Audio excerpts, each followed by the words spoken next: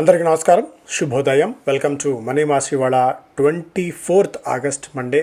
International మార్కెట్స్లో updates, అలాగే మన మార్కెట్స్ మీద ఇంపాక్ట్స్ అన్ని మనం మాట్లాడుకుందాం. యాజ్ ఆఫ్ నో ఏషియన్ మార్కెట్స్లో ట్రెండ్ అయితే కొద్దిగా నెగిటివ్ బయాస్తో ఉంది. నికే 0.15% మేర లాభాలతో ట్రేడ్ అవుతుండగా హాంకాంగ్, షాంఘై రెండు బలహీనంగా ట్రేడ్ అవుతున్నాయి. షాంఘై 0.25% మేర, హాంకాంగ్ ఒక 2% మేర నష్టాలతో అయితే ట్రేడ్ అవుతున్నాయి. అటు ఇరాన్ మీద శాంక్షన్స్కి సంబంధించి తీవ్ర స్థాయిలో యుఎస్ సిద్ధమవుతోంది to announce Iran sanctions as Tehran dismisses economic warfare threat. And oil ప్రైజెస్లో కొద్దిగా వీక్నెస్ కనిపించినప్పటికీ, ఒకవేళ మీరు యుఎస్కి కానీ లేదా వాళ్ళ అలీస్ ఎవరైతే వార్కి సహకరిస్తారో వాళ్ళ మీద ప్రత్యక్ష దాడులు, ఒక్క చుక్క ఆయిల్ కూడా ఆయా దేశాలకు, ఈ యుద్ధాన్ని సపోర్ట్ చేసే దేశాలకు వెళ్ళదు అని చెప్పి ఇరాన్ ఒక హెచ్చరిక కూడా చేసింది.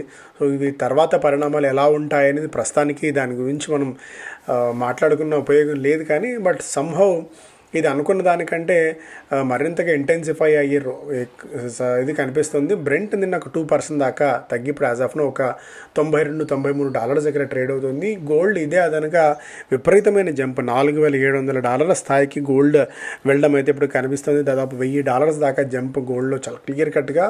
సిల్వర్ కొద్దిగా ఈ లెవెల్స్ దగ్గర స్టెబిలైజ్ అయ్యే ప్రయత్నం అయితే చేస్తుంది. క్రిప్టో కరెన్సీస్లో కొద్దిగా $77,000 దగ్గర ట్రేడ్ అవుతుంది. పీక్స్ దగ్గర చిన్నపాటి ప్రాఫిట్ బుకింగ్ అని చెప్పలేం, కానీ బట్ కొద్దిగా ఇక్కడ సెటిల్ డౌన్ అయ్యే ప్రయత్నం majority of the crypto currencies అన్ని చేస్తున్నాయి. విపరీతంగా $63,000-64,000 దగ్గర నుంచి $77,000 దాకా పరుగు తీసిన తర్వాత ఇక్కడ కొద్దిగా నిలదొక్కునే ప్రయత్నం అయితే majority of the crypto currencies చేస్తున్నాయి. సో ఇవన్నీ కొద్దిగా ఇంటర్నేషనల్ మార్కెట్స్కి సంబంధించిన అప్డేట్స్ పరంగా మనం మాట్లాడుకున్నట్టయితే 7 రోజుల పాటు నష్టపోయిన తర్వాత ఫ్రైడే రోజున కొద్దిగా రికవరీ అయితే మనకు మార్కెట్స్లో కనిపించింది. సో టెక్నికల్ పాయింట్ ఆఫ్ వ్యూలో మనం మాట్లాడుకున్నట్టయితే index remained within the 20-day and 50-day exponential moving average and the daily charts. So RSI మాత్రం ఒక బేరిష్ క్రాస్ ఓవర్ దగ్గర ఉంది, suggesting that momentum remains subdued. So majority of the technical experts ఒక range bound trade కోసమే ప్రయత్నాలు చేయవచ్చు. Especially options trade చేసేవాళ్ళు ఒక రేంజ్ బౌండ్ స్ట్రాటజీని వర్కౌట్ చేసుకోవచ్చు అనేది చెప్తున్నమాట. ఆర్పీ గారు కూడా అదే మొన్న వీడియోలో అయితే చెప్పారు. So analysts expect the market remain sideways to mildly positive in the near term. Down సైడ్లో 24,200 లెవెల్స్ దగ్గర సపోర్ట్ లెవెల్స్ ఉన్నాయి. దాన్ని బ్రేక్ చేస్తే 24,000 లెవెల్స్ని, ఒకవేళ అప్ సైడ్ 24,350 దగ్గర ఇమీడియట్ రెసిస్టెన్స్ కనిపిస్తున్నట్టు టెక్నికల్ ఎక్స్పర్ట్స్ చెప్తున్నమాట. Bank of Baroda has completed the issuance of $400 million. A Power Grid Corporation has declared the successful bidder under the tariff-based competitive bidding process. The discovered tariff for the project stands at 823 crores per annum. Jubilant Pharmaకి చెందిన Washington ఫెసిలిటీకి USFDA ఆమోదం తెలిపింది. Commercial batch manufacturing మొదలు పెట్టవచ్చని చెప్పి సంస్థ అయితే వెల్లడించింది. నాటకో ఫార్మాలో వాళ్ళ వైజాగ్ ప్లాంట్ అలాగే హైదరాబాద్ ప్లాంట్లో 483 కొన్ని అబ్జర్వేషన్స్ వచ్చినట్టు వెల్లడించింది యుఎస్ఎఫ్డిఏ ఇన్స్పెక్షన్ నేపథ్యంలో. JSW infra has entered into a share purchase agreement with JSW terminal and FGE and JSW overseas FGE అన్నట్టుగా కూడా ఒక వార్త ఇక్కడ మనం చూస్తున్నాం. క్యాప్లిన్ పాయింట్లో 483 అబ్జర్వేషన్స్, ఫామ్ 483 ఇచ్చారు, 10 అబ్జర్వేషన్స్ ఇచ్చారు. సాధారణంగా యుఎస్ఎఫ్డిఏ వాళ్ళ ప్లాంట్స్లో ఏవైతే యుఎస్కి ఎగుమతి అవుతుంటాయో, ప్లాంట్ వాళ్ళకి యుఎస్కి డ్రగ్స్ని ఎగుమతి చేస్తుంటారో అలాంటి ఎగుమతి చేసే ప్లాంట్స్ మీద, ఫార్మా కంపెనీల మీద యుఎస్ఎఫ్డిఏ ఎప్పటికప్పుడు ఇన్స్పెక్షన్స్ నిర్వహిస్తూ ఉంటుంది. అలా ఇన్స్పెక్షన్స్ నిర్వహించినప్పుడు అందులో ఏదైనా లోపాలు కానీ, అబ్జర్వేషన్స్ కానీ అలాంటివన్నీ ఉన్నప్పుడు ఫామ్ 483 అని ఒకటి ఇస్తారు. ఆ ఫామ్ 483లో ఈ అబ్జర్వేషన్స్ అవన్నీ మేము చేశాము, ఈ అబ్జర్వేషన్స్ అన్నింటినీ కూడా మీరు క్లారిఫై చేసుకుంటే, వీటిని రెక్టిఫై చేసుకుంటే మీకు యుఎస్కి ఈ డ్రగ్స్ని పంపించే అనుమతి మేము ఇస్తాము అని చెప్పి యుఎస్ సాధారణంగా యుఎస్ఎఫ్డిఏలా చేస్తుంటుంది. అలా ఎప్పటికప్పుడు ఇలా ఇన్స్పెక్షన్స్ నిర్వహిస్తూ ఉంటారు. అలా ఇన్స్పెక్షన్స్ నిర్వహించినప్పుడు వీళ్ళు ఎక్స్చేంజ్లకు సమాచారం ఇస్తూ ఉంటారు. ఇలా యుఎస్ఎఫ్డిఏ ఏదన్నా సోదాలు నిర్వహించినప్పుడు, ఇన్స్పెక్షన్ నిర్వహించినప్పుడు ఏదన్నా తీవ్రమైన పరిణామాలు ఉంటే పూర్తిగా ఆ బ్యాచెస్ అన్నిటి కూడా నిలిపివేయడం జరుగుతుంది. సో వాళ్ళ దేశానికి సంబంధించి మందులు ఎగుమతి చేస్తున్నప్పుడు ఇతర దేశాల మీద కూడా వచ్చి వాళ్ళు చేస్తున్నారంటే ఎంత ఆయా సిటిజన్స్ మీద, వాళ్ళ దేశాల్లో ఉన్న సిటిజన్స్ మీద ఎంత ప్రేమ మనం చేసుకోవచ్చు. ఇక్కడ మన దేశంలో మన సిటిజన్స్ని మన సిటిజన్స్ కోసం తయారు చేసే డ్రగ్స్ మీద మనల్ని పట్టించుకునే దిక్కు ఉండని దౌర్భాగ్య స్థితి. Kaynes technologies and Boss Game have signed a strategic memorandum of understanding. వాళ్ళ బాస్ గేమ్స్ ఇండియన్ మార్కెట్లో ప్రెజెన్స్ని మరింతగా పెంచుకోవడానికి కేన్స్ టెక్నాలజీస్ వీళ్ళు ఒప్పందం కుదుర్చుకున్నారు. Choksi laboratories said the USFDA concluded an inspection. So ఈ తారీఖుల మధ్య ఇన్స్పెక్షన్ జరిగింది, 4 అబ్జర్వేషన్స్ చేశారు. Diamond power has received letter of intent.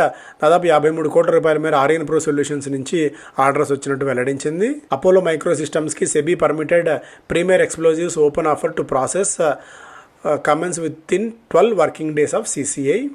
వాటా తీసుకునేందుకు అనుమతి ఇవ్వడం ఇక్కడ చూడవచ్చు.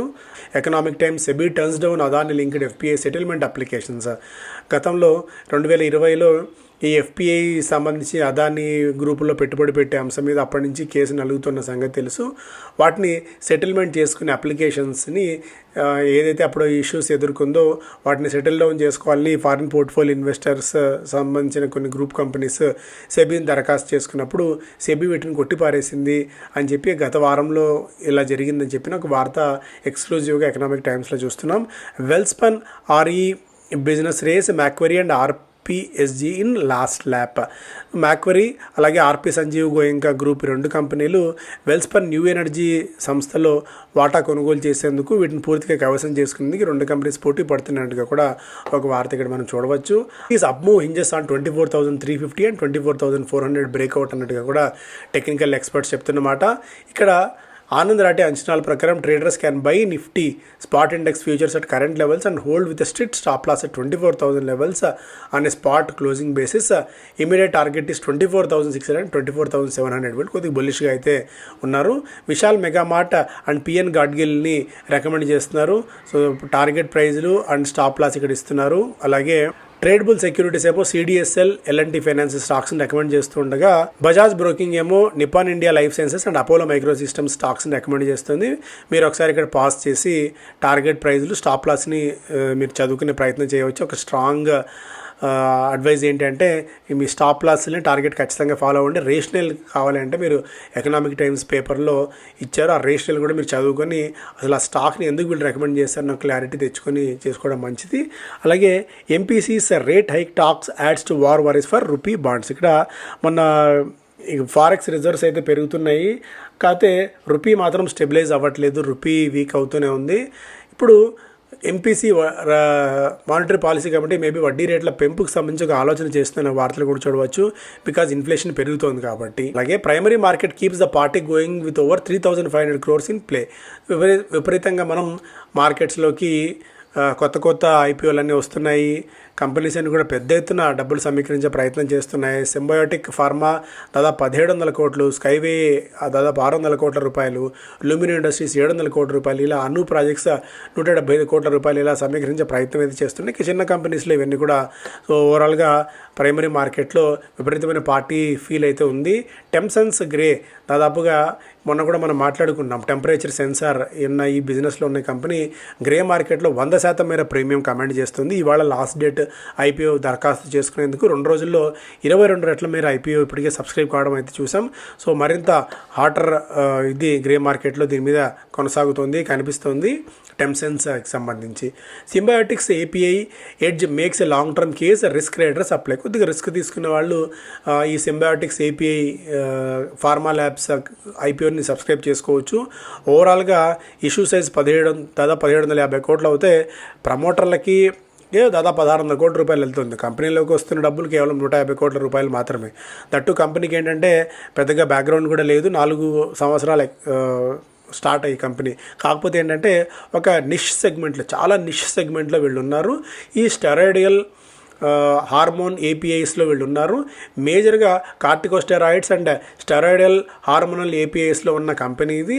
గ్లోబల్గా వీళ్ళకి దాదాపు 38-39% మేర మార్కెట్ వాటా ఉంది.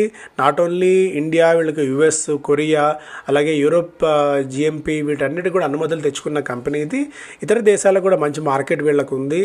కాకపోతే ఏంటంటే పూర్తి నిష్ సెగ్మెంట్లో ఉన్నారు. అండ్ గివెన్ కొద్దిగా రిస్క్ అయితే ఉంది వీళ్ళకి. మెజారిటీ ఏంటంటే టాప్ 5 ప్రోడక్ట్సే 63% మేర రెవెన్యూని తీసుకుని వస్తున్నాయి. రెవెన్యూ కాన్సన్ట్రేషన్ కేవలం 5 ప్రోడక్ట్స్ మీదే ఉంది. ఒకవేళ ఆ 5 ప్రోడక్ట్స్కి ఏదైనా ఇబ్బంది పడితే వీళ్ళు ఇబ్బంది పడే అవకాశం అయితే ఉంటుంది. బట్ లాస్ట్ 2 ఇయర్స్లో రెవెన్యూ 10% మేర యాన్యువల్గా పెరుగుతూ వచ్చింది, 870 కోట్ల రూపాయల మేర.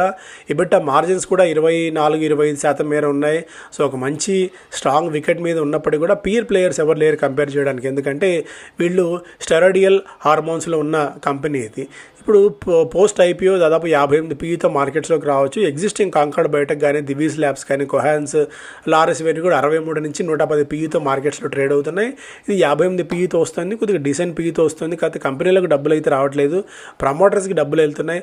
కొద్దిగా రిస్క్ అనుకున్న వాళ్ళు, కొద్దిగా రిస్క్ తీసుకున్న వాళ్ళు ఈ సింబయోటిక్స్ ఏపీఐని టార్గెట్ చేసుకోవచ్చు, కాన్సన్ట్రేషన్ చేసుకోవచ్చు. బట్ యాజ్ ఆఫ్ నో అయితే కొద్దిగా రిస్క్ వికెట్ మీద ఉన్నప్పుడు కూడా నిష్ సెగ్మెంట్లో ఉంది కాబట్టి ఇలాంటి నిష్ ప్లేయర్సే మార్కెట్స్లో ఎక్కువ డబ్బులు తీసుకునే అవకాశం కూడా ఉంటుంది. బిజినెస్ స్టాండర్డ్లో మనకి Vodafone Idea close to securing SBI loan but అనే కండిషన్. ఇక్కడ disbursement subject to telco raising funds from private banks. ఇక్కడ 45,000 కోట్ల రూపాయల మేర క్యాపెక్స్ చేయబోతుంది రాబోయే 3 సంవత్సరాల కాలంలో. ఇక్కడ వోడాఫోన్ ఐడియాకి ఎస్బీఐ నుంచి ఒక అప్పు పుట్టే అవకాశం ఉంది. అదొక మేజర్ అప్డేట్ ఇది వోడాఫోన్ ఐడియాకి సంబంధించి. ఫిన్మిన్ ఫ్లాగ్స్ ఒలిగోపోలి ఇన్ ఏవియేషన్ సెక్టార్. ఇక్కడ ఏంటంటే ఈ పెద్ద పెద్ద కంపెనీస్, ఇప్పుడు జిఎంఆర్ కానీ, ఆర్ఎల్స్, అదాని కానీ, ఇలాంటి కంపెనీస్కి ఏంటంటే ఒక పెద్ద ఎయిర్పోర్ట్, ఒక చిన్న ఎయిర్పోర్ట్ ఇట్లా బండిల్డ్ చేసి ప్రోడక్ట్ ఇవ్వాలి. ఒక దానిలో లాస్ వచ్చినా ఇంకొక పెద్ద ఎయిర్పోర్ట్లో లాభాలు ఇచ్చే అవకాశం ఉంటుంది. అట్లా బండిల్ చేసి ఇవ్వాలన్న ఒక థాట్ ప్రాసెస్లో ఫైనాన్స్ మినిస్ట్రీ ఉంది. Sharp Q1 gains may not lost for chemical sector. ఓవరాల్గా మార్కెట్లో వివిధ రంగాలు ఇబ్బందులు పడుతుంటే కెమికల్ సెక్టార్ మాత్రం అనూహ్యమైన లాభాలను ఈసారి తీసుకోగలిగింది బికాస్ ఆఫ్ వేరియస్ ఫ్యాక్టర్స్. కాకపోతే అదే లాభాలు మరింతగా కొనసాగుతాయన్న అంచనా లేదు అని చెప్పి majority of the broking companies అయితే చెప్తున్నాయి. దీపక్ నైట్రేట్ కానీ, ఆర్తి ఇండస్ట్రీస్ కానీ, అతుల్, జూబిలెంట్, ఎస్ఆర్ఎఫ్ ఇవన్నీ కూడా బాగా లాభపడ్డాయి అగ్రోకెమికల్ స్పేస్లో. ఇప్పుడు refrigerant gas players continue to benefit from the strong demand and the higher R32 prices అన్నట్టుగా కూడా ఇక్కడ మనం చూడవచ్చు. Nuvama research highlights that quarter was marked by inventory gains across several chemical companies. Majority ఇక్కడ నుంచి చూస్తే క్యాపెక్స్ సైకిల్ కూడా చాలా స్ట్రాంగ్గా ఉంది కాబట్టి top picks Navin fluorine, Aarti industries లాంటివి చాలా స్ట్రాంగ్గా పెరిగే అవకాశం ఉన్నాయి ఇక్కడి నుంచి కూడా అని చెప్పి కొన్ని బ్రోకింగ్ కంపెనీస్ అంచనా కడుతున్నాయి. కెమికల్ స్పేస్లో మనం చూసినట్టయితే 4 డొమెస్టిక్ ప్లేయర్స్ లైక్ ఆంబర్ కానీ, డిక్సన్ లిస్టెడ్ స్పేస్లో ఇవన్నీ ఈ మొబైల్ స్కీమ్లో భాగంగా నిధులు మొబైల్ స్కీమ్లో భాగంగా ప్రభుత్వం నుంచి వాళ్ళకి ప్రోత్సాహకాలు అందే అవకాశాలు అయితే కనిపిస్తున్నాయి. ప్రభుత్వం దాదాపు 12,000 కోట్ల రూపాయల వరకు ఈ కంపెనీస్కి ఈ ప్రోత్సాహకాల రూపంలో అందించబోతోంది. Greaves electric is double digit electric 2-వీలర్ మార్కెట్ షేర్ని పెంచుకోవాలి, డబుల్ డిజిట్ చేసుకోవాలని థర్డ్ ప్రాసెస్లో గ్రీవ్స్ కాటన్కి చెందిన కంపెనీ గ్రీవ్స్ ఎలక్ట్రిక్ మొబిలిటీ ప్రయత్నాలు చేస్తున్న వార్తలు ఇక్కడ మనం చూడవచ్చు. సో ఇవి ప్రధానమైన వార్తలు మేజర్గా. Thank you so much.